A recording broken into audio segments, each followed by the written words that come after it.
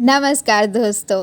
आज हम सुनेंगे करवा चौथ की वह पौराणिक कथा जो न सिर्फ एक स्त्री की अटूट निष्ठा और प्रेम की कहानी है, बल्कि यह बताती है कि सच्चे सतीत्व की शक्ति मृत्यु को भी मात दे सकती है। तो आइए शुरू करते हैं करवा चौथ की पवित्र व्रत कथा। बहुत समय पहले की बात है। एक नगर में एक साहूकार रहता था। उसके 7 बेटे और एक बेटी थी। करवा अपने भाइयों की लाडली थी। वे सभी उससे बहुत प्रेम करते थे। हर दिन पहले उसे खाना खिलाते, फिर स्वयं भोजन करते। एक बार करवा ससुराल से मायके आई। दिन भर वह हंसती रही, पर जैसे जैसे सूरज ढलने लगा उसका चेहरा मुरझाने लगा। शाम को भाई जब अपना कामकाज खत्म कर घर लौटे तो देखा करवा बहुत व्याकुल है।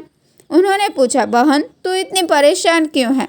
करवा बोली, भाइयों आज मेरा करवा चौथ का निर्जल व्रत है। जब तक चांद को देखकर अर्घ्य न दूं, मैं न जल पी सकती हूँ न अन्न ग्रहण कर सकती हूँ। भाइयों ने समझाया, पर करवा अड़िग रही। वह भूख प्यास से तपती रही। सबसे छोटे भाई को अपनी बहन की हालत देखी नहीं गई। उसने दूर एक पीपल के पेड़ पर दीपक जलाया और चलनी की ओट में रख दिया। दूर से ऐसा लगा जैसे चांद निकल आया। वह दौड़ता हुआ बहन के पास आया और बोला, बहन चांद निकल आया है, अब अर्घ्य देकर भोजन कर लो। करवा ने प्रसन्नता से अर्घ्य दिया और खाना खाने बैठ गई। पहला निवाला लिया, छींक आ गई। दूसरा निवाला लिया, बाल निकल आया। और तीसरा निवाला मुंह में डालने ही वाली थी कि उसके पति की मृत्यु का समाचार आया। करवा के होश उड़ गए। वह रोती हुई जमीन पर गिर पड़ी। उसकी भाभी ने बताया, देवी यह तुम्हारी भूल का परिणाम है। चंद्रमा को बिना उदय हुए अर्घ्य देने से देवता नाराज हो गए, इसीलिए यह विपत्ति आई है। करवा ने प्रण लिया कि अब मैं अपने सतीत्व बल से अपने पति को पुनर्जीवित करूंगी। करवा ने अपने पति का अंतिम संस्कार नहीं होने दिया। वह 1 वर्ष तक उनके शव के पास रही, न भोजन किया न विश्राम लिया। उसके आसपास जो सुईनुमा घास उगती वह उसे एकत्र करती रहती। दिन बीतते गए, पर उसकी आस्था अटल रही। 1 साल बाद फिर करवा चौथ का दिन आया। घर की सभी भाभियां व्रत रख रही थी।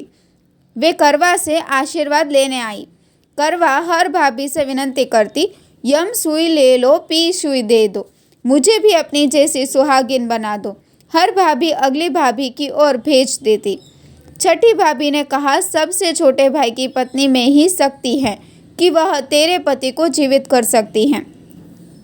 जब छोटी भाभी आई, करवा ने उन्हें पकड़ लिया और कहा, मुझे सुहागिन बना दो जैसे तुम हो। छोटी भाभी छुड़ाने लगी, लेकिन करवा ने नहीं छोड़ा। वह रोती रही, विनती करती रही। अंततः छोटी भाभी का हृदय पिघल गया। उन्होंने अपनी छोटी उंगली चीरकर उसका अमृत करवा के पति के मुंह में डाल दिया। क्षण भर में करवा का पति बोल उठा, श्री गणेश, और उठ बैठा। करवा की तपस्या सफल हुई। उसका सुहाग पुनः लौट आया। हे श्री गणेश और माता गौरी, जिस प्रकार करवा को चिर सुहाग का वरदान मिला, वैसे ही आशीर्वाद सभी सुहागिनों को प्राप्त हो। यह कथा हमें सिखाती है कि सच्चे प्रेम, श्रद्धा और संकल्प से असंभव भी संभव हो जाता है। अगर आपको यह पवित्र कथा पसंद आई हो तो इसे अपने परिवार और मित्रों के साथ ज़रूर शेयर करें। जय माता गौरी, जय श्री गणेश। धन्यवाद।